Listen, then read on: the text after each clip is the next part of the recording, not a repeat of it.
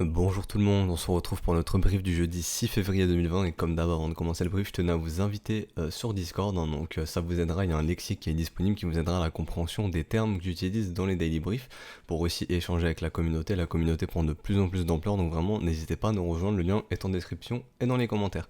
D'ailleurs je tenais encore à vous remercier pour les 5000 abonnés, hier c'était pas vraiment officiel, on était à 4995, on est passé à 5000 dans la journée donc je vous remercie énormément et d'ailleurs n'hésitez pas à vous abonner, hein, donc c'est un brief quotidien du lundi au vendredi, comme ça vous avez ça dans votre fil d'actualité si ça vous plaît.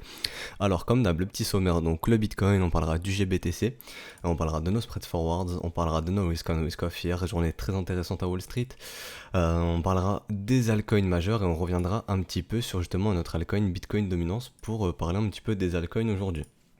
Alors pour le Bitcoin, on s'approche des 10 000 dollars, rappelez-vous le Big Fat Round Number, donc le gros chiffre rond psychologique des 10 000. Hein.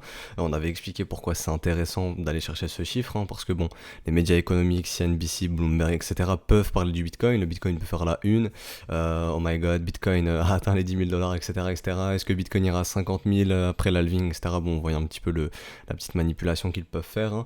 Et ça pourrait en fait influencer des novices ou des gens qui ne s'intéressent pas tellement au Bitcoin ou de loin, de les faire FOMO, tout simplement de les faire acheter un peu au mauvais endroit. Au mauvais endroit, les médias sont là pour ça, ils ne vous feront jamais acheter les bottoms, ils vous feront tout le temps acheter les tops et vendre les bottoms. C'est comme j'ai vu récemment, Novogratz, je crois qu'il s'appelle, il disait, je cherche, en fait moi si j'étais très, enfin je sais plus ce qu'il a dit, mais en gros il a dit oui, faut shorter les altcoins. Quand on voit nos belles structures en W, bon, je pense qu'ils se font un petit peu de notre gueule celui-ci. Enfin bref, tout ça pour dire que les médias ne sont pas là pour faire gagner d'argent. Et justement, venir chercher ce chiffre rond psychologique des 10 000, ça pourrait faire un petit peu de bruit dans les médias économiques. Donc ça serait intéressant. Pour avoir plus de liquidités, etc. à disposition pour les institutions, etc., etc. Vous connaissez la chanson. Donc nous, au niveau du momentum, etc., on voyait qu'il y avait une petite perte de momentum du côté des bulls et on se disait, et en fait, faut que les bulls pourraient laisser le moteur refroidir. Ils n'ont pas décidé de le faire, ils ont encore mis un coup d'accélération. Donc on reste bien dans notre dynamique haussière, hein, donc de creux et de sommet ascendant. Donc pour l'instant, il n'y a rien qui peut nous indiquer qu'on a un top, hein. On continue de faire des plus hauts creux, des plus hauts sommets. Donc les bulls continuent de contrôler ce mouvement. On est toujours au-dessus du premier arrêt, de ce premier arrêt ici, hein, rappelez-vous. Tant que le premier arrêt ne cède pas, on ne peut pas dire que ce mouvement est terminé. C'est toujours un mouvement tendanciel bulls, hein, donc comme ici, vous voyez, hop, premier arrêt. Ici, on est venu se frotter au premier arrêt, et maintenant, le premier arrêt, il est plus bas, et tant qu'il ne sera pas cassé, on sera dans un mouvement tendanciel bullish, donc mené par les bulls. On travaille toujours notre premier arrêt ici de ce mouvement. Alors, est-ce qu'il est cassé, est-ce qu'il n'est pas cassé? Bon, personnellement, j'attendrais vraiment une clôture weekly bien franche. Mais pour l'instant, pour moi, impossible de me dire, ok, c'est cassé. Je veux vraiment voir une accélération des prix qui me confirme que les bears capitulent sur le premier arrêt, qu'ils sont prêts à le céder. Au niveau du volume profile, on voit aussi des petits gaps, hein. On avait laissé traîner des petits gaps. Rappelez-vous, ça agit comme des creux. Des règles de 80%. D'ailleurs, hein. Donc on est venu chercher la value basse, on pourrait venir chercher la value haute dans notre zone de rechargement de short, ça ferait du sens. On est toujours dans notre mouvement parabolique aussi, rappelez-vous, hein, ce mouvement parabolique ici, comme ceci. Donc on est bien dans un mouvement d'accélération parabolique. Généralement, ça se termine par un blow-off top, c'est-à-dire une grosse accélération. Ensuite, la grosse réjection, le dead cat bounce qui nous forme le M, et ce rallye est terminé. Alors, est-ce que ce marché va partir en blow-off top? J'en sais strictement rien. En tout cas, techniquement, il n'y a rien qui m'indique que ce mouvement est terminé. Cependant, prudence, on commence à avoir des divergences au niveau de l'OBV. L'argent ne semble plus trop rentrer pour le moment. Donc, alors, est-ce qu'on est dans une optique, on va le voir d'ailleurs après au niveau de l'order flow, mais dans une optique de on emmerde les bears, donc on va chasser les stops à chaque fois, hein, pour faire des nouveaux plus, on va chasser les stops, mais ce mouvement est en train de s'épuiser, et peut-être que le but des market makers c'est justement de trouver un top, justement ça ferait du sens, on est dans notre zone de rechargement de short, hein. Comme vous le voyez ici, ça ferait du sens de trouver un top dans cette zone, hein, que les bears défendent ce précédent sommet ici. Donc ça ferait du sens. Est-ce qu'on est dans cette optique-là ou est-ce qu'on est dans une optique d'aller chercher notre zone de rechargement de short? Il y a énormément de liquidité qui attend ici. Bon, pour l'instant, ça, impossible d'y répondre. Il faudra voir si on a une accélération du prix. Comme je vous ai dit, on est dans un mouvement parabolique. Il faudra pas chercher à comprendre. Ça devrait partir fort si ça veut partir. En fait, pour moi, là, il y a je vois deux optiques de marché, c'est-à-dire soit on va trouver notre top très rapidement, comme je vous le disais la semaine dernière, hein, trouver notre top dans cette zone, ça ferait beaucoup de sens en venant remanger ces mèches ici, ou soit on va connaître une grosse accélération qui ira très probablement dans la zone de rechargement de short et qui choquera le marché et qui changera complètement le sentiment de ce marché. Je pense que ici tout le monde sera bull. Rappelez-vous, ici tout le monde était bear dans la zone de rechargement d'achat. Je pense que ici tout le monde sera bull en fait. Et justement, ça fera assez de liquidité pour les institutions pour prendre tout le monde à revers. Donc voilà, donc maintenant on va jeter un petit coup d'œil au niveau de nos spreads. Attendez, j'ai pas parlé du RSI par contre. Donc voilà, on avait notre petit MXT dessiné qui nous invite à penser que les bulls doivent relever le pied. Ils ne l'ont pas fait, ils ont encore mis un coup d'accélération, mais prudence, le momentum ne va toujours pas chercher un plus haut, donc on a une divergence potentielle ici. Donc voilà, c'est ce qui m'invite à penser à la prudence quand même au niveau du momentum. On a des petits signes, je ne parle pas de top, je parle juste de vraiment à être prudent, surtout dans les zones de marché sur lesquelles on arrive. Alors, au niveau de nos spreads, encore la même chose, on n'arrive pas à aller chercher un nouveau plus haut sur nos spreads pour l'instant. Nos spreads ne soutiennent ce mouvement, mais pas autant qu'elles le devraient. On devrait, c'est cette chart ici, on devrait voir un nouveau plus haut sur les spreads, et là ils ne le font pas, alors qu'on voit que sur Ethereum et Litecoin ça a bien été fait, et on voit que les capitaux, comme on le voit depuis le début de cette semaine, rentrent plus dans les altcoins que dans le Bitcoin, et nos spreads sont en affirmation, sont en accord avec ça, vu que nos spreads vont chercher des plus hauts, donc les altcoins se comportent mieux que le Bitcoin pour l'instant. Donc voilà, donc vigilance, ici il faut vraiment qu'on aille chercher des plus hauts sur les spreads, que les bulls nous montrent que voilà, ils sont là, que ce marché est toujours bien, on a toujours bien une demande qui est croissante et une demande supérieure à l'offre. Pour l'instant ça commence à un petit peu stagner, et ça peut être des petits signaux qui nous indiquent que oulala, faut la vigilance, faut faire attention quand même, là ça devient... Bon, je dis pas inquiétant, mais voilà, faut faire attention. Alors, pour nos risk on risk off, hier, c'était clairement une journée risk on, donc voilà, c'est le S&P qui va chercher un nouveau plus haut, le Bitcoin en profite, le Bitcoin nous fait ce petit mouvement aussi. Alors, est-ce qu'il est corrélé au risk on, au risk off? Hier, c'était clairement une journée risk on, ça on a profité au Bitcoin, on voit bon rebond sur le pétrole, bon, même si ça reste rien du tout, mais bon rebond sur le pétrole, Bitcoin qui poursuit son mouvement, Wall Street qui va chercher, le S&P, qui va chercher un nouvel ATH. Ça dégueule un petit peu du côté des bonds, du gold et du yen. Donc hier c'était plutôt une journée risk on, donc les capitaux rentrent plutôt dans les assets à risque pour le moment. Alors est-ce qu'ici c'est chasse au stop et d'ailleurs on va faire un top de marché? En tout cas techniquement ça me montre pas le cas. Si on avait instauré un beau M, je me serais dit ok, on est prêt peut-être à retracer toute cette vague, voire toute cette vague, mais bon, ils en ont rien à foutre. V-bottom ici, hop, on va chercher un nouvel ATH.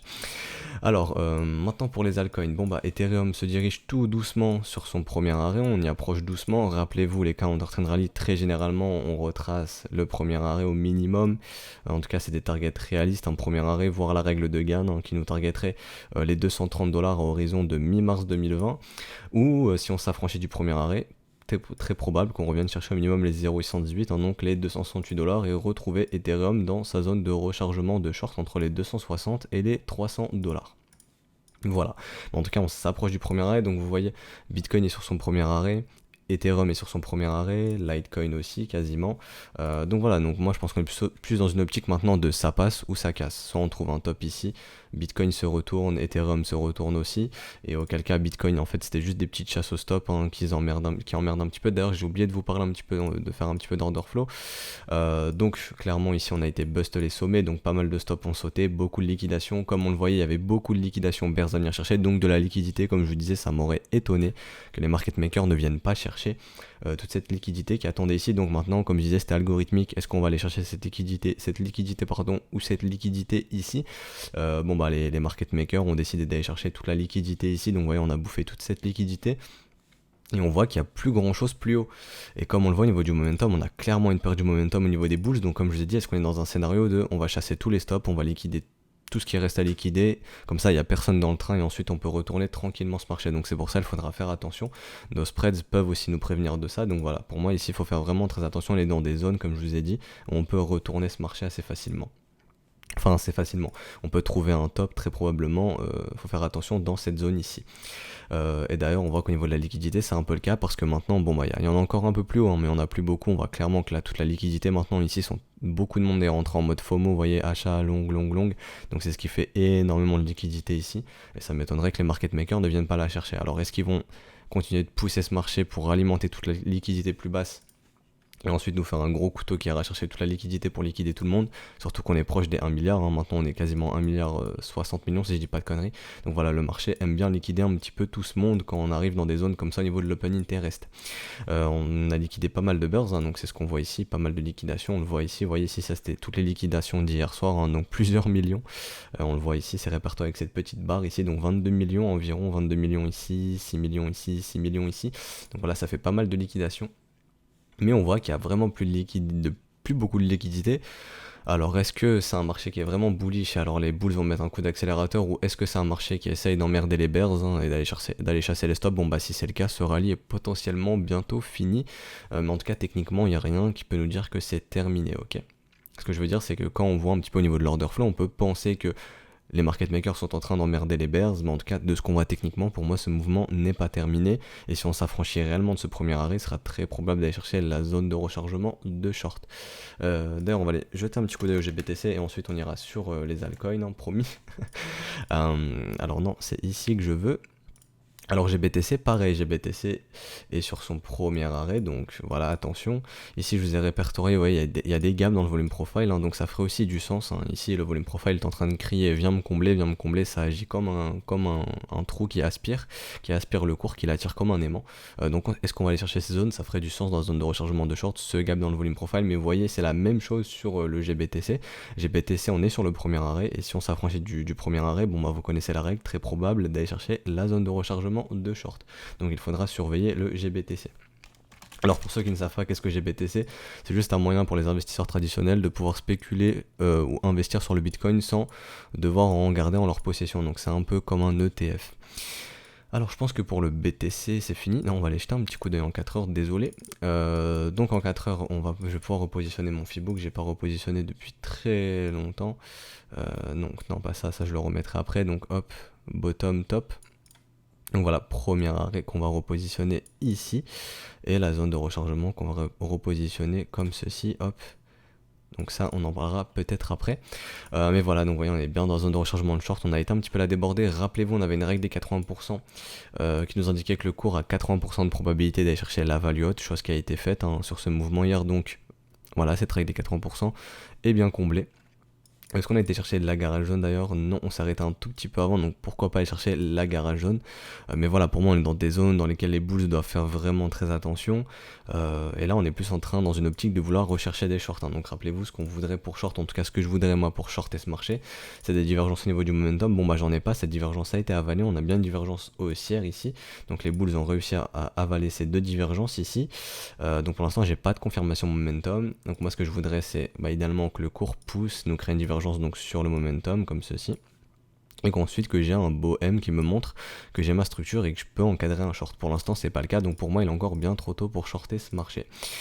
Donc je pense qu'il n'y a rien d'autre à dire. Au niveau du momentum, on a eu un break de la trendline. Bon, moi je pensais qu'on allait plutôt faire un W de l'autre côté, enfin c'est ce que j'aimerais voir du moins. Bon bah on n'a pas fait de W de l'autre côté, on l'a fait ici, on a break ensuite, donc voilà. Donc maintenant si le momentum est vraiment bullish, ce qu'on aimerait bien voir en 4 heures, c'est un beau W de l'autre côté de la trendline, pour pouvoir potentiellement continuer ce mouvement à la hausse. Je vois rien plus d'autre à dire en 4 heures. Hein. Donc voilà, on va pouvoir aller sur les altcoins. Alors d'abord on va parler des capitaux. Donc rappelez-vous, ici je vous l'ai écrit, hein, altcoin dominance, bitcoin dominance, capitalisation totale du marché crypto, et ETH BTC qui pour moi lead le marché des altcoins. Alors on voit clairement qu'on a un beau W sur l'altcoin dominance. Rappelez-vous, on parle de ça depuis longtemps. Ça pourrait nous indiquer qu'enfin les altcoins sont prêts à respirer un petit peu, lancer des counter trend rally, donc que les altcoins surperforment le Bitcoin, et ce qui traduit que vos altcoins prennent de la valeur contre le Bitcoin. La Bitcoin dominance, on a un M, c'est ce qu'on attendait aussi depuis longtemps potentiellement pour avoir un environnement un peu plus sain au niveau des altcoins. Voilà, pour voir les altcoins monter tout simplement, surperformer Bitcoin comme on l'a dit, et des capitaux rentrent toujours dans le marché des cryptos et vont plus majoritairement dans les altcoins. Alors ETH-BTC, pourquoi je le mets? Pour moi ETH-BTC c'est un peu celui qui lead le marché des alts contre le Bitcoin. On voit que lui par contre il a toujours pas fait son W. Donc est-ce qu'il est en retard comparé à la Bitcoin dominance? Donc là ça m'invite à penser que les capitaux ça profite majoritairement certes à certaines high cap, donc grosse capitalisation, mais aussi à des moyennes capitalisations. J'aimerais bien justement voir ce W se confirmer sur Ethereum, hein, donc que ce W se confirme en cassant la neckline ici, pour m'inviter à penser que les capitaux peuvent rentrer maintenant plus majoritairement aussi dans les grosses capitalisations, donc comme le Ripple, le IOTA, etc. Encore plus par exemple le Litecoin, voilà les grosses capitalisations, peut-être même le Bitcoin caché, etc. Et aussi l'Ethereum du coup, hein, aussi l'Ethereum. Alors on voit que bon, bah, le marché privilégie les altcoins et comme je l'ai dit, Ethereum on arrive proche du premier arrêt, donc attention, on va aller voir un petit coup de niveau du momentum. Il y a des divergences qui sont en train de se mettre en place, elles ne sont pas confirmées, donc il n'y a pas de quoi s'alarmer. L'OBV est bien croissant, les volumes sont bien bullish, William est stupidement suracheté. Rappelez-vous, un marché qui est stupidement suracheté, ça ne veut pas dire il faut le vendre. Un enfoncement stupide, c'est très bullish tant qu'on reste justement dans cet état d'enfoncement. Alors Ripple qui est toujours dans sa zone de rechargement de short, donc on est en train de la travailler. Si jamais on s'en affranchit, bon bah je pense que le prochain objectif ça serait potentiellement justement bon bah cette zone de rechargement de short ici, hein, donc entre les 43 centimes et les 37 centimes, on en est bien loin. Et sachez que si vous êtes day trader ou même swing trader, bon acheter une zone de rechargement de short c'est pas tellement idéal. Litecoin qui arrive aussi proche de son premier arrêt, on pourrait venir chercher cet objectif de AB égale CD. Ça ferait totalement du sens hein, sur notre premier arrêt. Donc voilà, faites attention, Bitcoin travaille aussi son premier arrêt, les alt arrivent sur leur premier arrêt. Donc voilà, comme je l'ai dit, je pense plus qu'on est dans une optique de ça passe ou ça casse, c'est-à-dire que ça casse, bon bah on instaurera probablement des tops de marché et on retrouvera des retracements, et nous ce qu'on surveillera justement c'est les zones de rechargement sur tous les assets, hein, donc que ce soit l'Ether, le Litecoin, etc., même le Ripple, etc. Alors le IOTA, qui lui aussi travaille son premier arrêt, on l'a affranchi, donc l'objectif pour moi c'est d'aller chercher la zone de rechargement de short très probablement. Donc voilà, le IOTA c'est fait, on va aller jeter un petit coup d'œil sur ETC qui est très intéressant. Donc ETC on en parlait depuis longtemps, on voyait qu'il se passait des choses, hein, ETC contre l'Ethereum, et là on voit aussi que ETC contre l'USD, on voit un magnifique W monthly, donc un W sur une échelle de mois, et ça m'invite à penser qu'on est dans un gros counter trend rally, et rappelez-vous l'objectif ce serait au moins de revenir tester ce premier arrêt. Donc là, il y a un signal très intéressant pour les investisseurs long terme, hein, le W monthly, qui a été donné lorsqu'on a clôturé au-dessus des 9,84$. Donc personnellement, si j'étais intéressé pour l'investissement sur LTC, comment je procéderais? Bah tout simplement, je tracerais ma zone de rechargement, donc je ne sais pas où va topper ce marché. Par exemple, s'il top sur le premier arrêt, je tracerais ma zone de rechargement et je localiserai des achats justement dans cette zone de rechargement. Je n'achète jamais un marché qui monte comme ceci, je veux attendre qu'il retrace. Donc il peut partir comme une fusée, hein, mais ça me dérange pas. Moi vraiment je localiserai mes achats dans la zone de rechargement. Et je vois aussi qu'au niveau du volume profile, bon, il y a quand même un gros trou ici, donc ça ferait du sens de revenir secouer un petit peu ce marché, mais en attendant il peut monter. Et on pourrait voir sans trop de soucis une target AB égale CD comme ceci, si j'ai bien pris mon hop comme ceci, donc une target AB égale CD qui le ramènerait justement au niveau des 15$, donc ça ferait du sens dans la garage zone de ce gros W massif. Mais en tout cas, pour moi, je veux hors de question d'acheter un marché comme ceci, j'attendrai vraiment un retracement dans la zone de rechargement et au final rentrer sur un modèle du Shark Setup. Rappelez-vous, le Shark Setup c'est tout simplement le fait de tracer votre bottom, votre top suite à la structure et de venir racheter la zone de rechargement. Donc personnellement, si j'étais intéressé pour l'investissement, c'est comme ça que je procéderais. Mais en tout cas, signal très intéressant à long terme. Et là, on entre dans un cas en train de rallye massif, hein. Donc rappelez-vous, premier objectif, le premier arrêt, et si ça cède, pourquoi pas la zone de rechargement de short sur l'Ethereum classique. Donc voilà, pour le TC, c'est fait. On va aller jeter un petit coup d'œil sur le Link. Donc on parle énormément du Link, on me dit regarde ce gros W massif, etc. Donc oui, si ce W se confirme, ça serait très bon signe. En cas de nouvelle ATH, on pourrait même voir une target AB égale CD, pourquoi pas, hein. Donc il faudrait ramener le Link sur les 5,68$, ça ferait du sens. Une target réaliste, voire même... Moi je mettrais même une garage jaune ici, comme ceci, hop, garage jaune reverse. Non, garage jaune tout court. Targeterait même entre les 6,56$ et les 7,75$. Mais là où il faut faire attention, c'est que ok, ce W peut se confirmer, mais on peut très vite arriver dans la zone de rechargement de short, comme ceci. Donc personnellement, bon, c'est pas un W qui m'intéresse, hein, donc ça c'est aussi un signal intéressant pour les investisseurs, mais personnellement ça ne m'intéresse pas. La localisation ne m'intéresse pas du tout, on est proche d'une zone de rechargement de short. Donc voilà, Link ici ne m'intéresse pas pour l'investissement, mais si ce W massif ici se confirme, ça serait bon signe et je pense qu'on pourrait pourquoi pas tenter d'aller faire un nouvel ATH, mais attention, il faudra faire attention à cette zone de rechargement de short ici, massive, hein, donc entre les 3,93$ et les 3,40$. Enfin pour moi c'est hors de question de FOMO là-dedans. Ok, donc si on devrait trouver pas mal de vendeurs. Mais en tout cas, si ce W massif se confirme, on pourrait avoir pourquoi pas une target AB égale CD comme on l'a vu, et pourquoi pas aussi un retour justement, aller poursuivre dans la garage jaune sur le Link. Mais en tout cas, si j'étais investisseur, je chercherais toujours à localiser des belles structures weekly là-dedans. Tout ce qui se passe au-dessus ne m'intéresse pas. Et ça ne veut pas dire que le link ne peut pas monter, hein, c'est juste qu'il ne correspond pas aux conditions de marché que j'attends pour pouvoir investir sur un asset. Et on va terminer justement, il me semble que je n'ai pas fait le ZEC. On va terminer sur le ZEC, donc le ZEC, rappelez-vous, on avait vu ce beau W weekly se mettre en place, les belles divergences hein, qui nous indiquaient qu'il se passait quelque chose sur la dynamique interne, le beau volume, ici donc un beau réveil des bulls. William qui était sorti de sa zone stupidement, enfin d'enfoncement stupide survendu, donc un signal très intéressant.